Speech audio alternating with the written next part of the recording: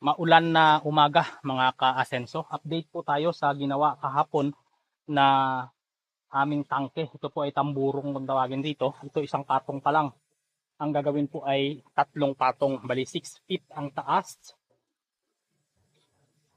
At 32 inches naman yung lapad, yung laki sa loob. Bali 2 tangke po yan. Kaso maulan ngayon. Pero kakayanin naman dahil medyo maambon-ambon na lang kanina. Medyo malakas dahil meron pong low pressure dito sa area na kung saan ako. Ayan po, ito po yung pagpupunduhan ng tubig na ginawa namin doon sa taas. Kapag ito po ay kulang pa sa supply ng tubig dyan sa baboy at sa ilalagay namin na mga RTL, ay magdadagdag pa po kami rito. Kahit ako po ay nagbabiyahe ng manok, mas una po naming dinevelop ang baboyan dahil dito po sa area na kung saan po ako ngayon ay mas demand po ang baboy.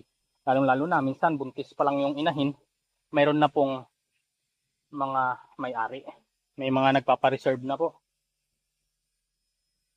Ang ang medyo mabigat lang sa baboy, medyo malaki-laki ang puhunan na ilalabas mo, pero malaki din naman yung balik.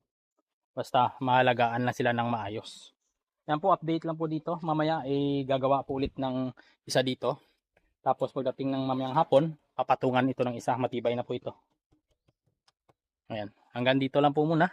I-update ko po kayo ulit. Ayan, kahit maulan, ay tuloy-tuloy po ang trabaho nila doon sa baba. Dahil 3 araw na lang po, matatapos na po ito. I-update ko po kayo.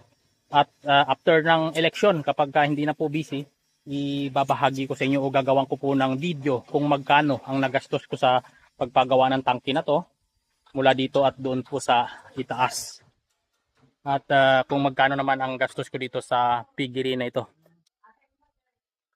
Ayan, hanggang dito na lang po muna mga ka-asenso. Magandang umaga, mapagpalang araw po sa ating lahat.